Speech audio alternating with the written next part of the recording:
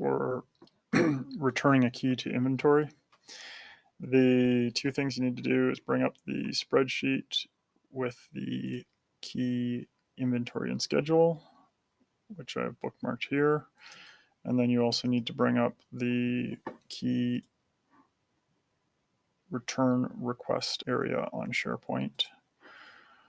Once you bring it up, you can reference the key number that was returned in the Excel file, see what the key request number is and the name that it was registered to, and then you can basically search that in the key request return, say edit item,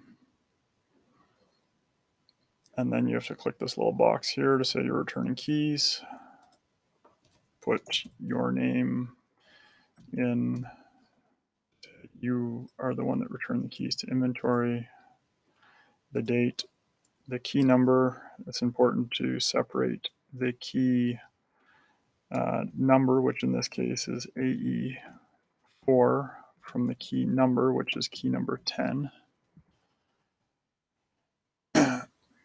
And then you can also put some content to just say back in inventory, Excel updated, and then click submit.